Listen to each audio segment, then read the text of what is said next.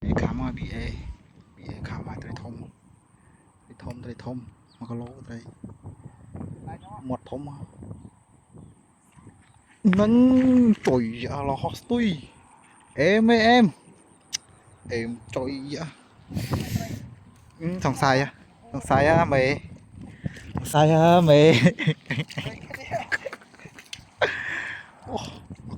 con bom mới là hot tui đây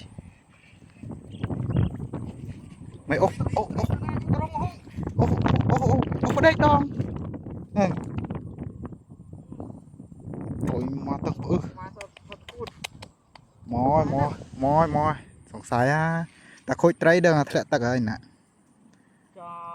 ọt men để nấu ra nụ trái ạ để mới sẵn được bắt trái vào đây nè bắt vào đây nè ồ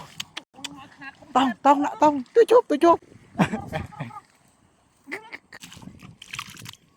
chỗ là này chỗ là to cò chu hui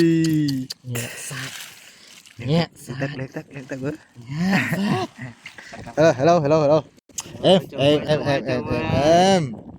chết chết ơi được đau mày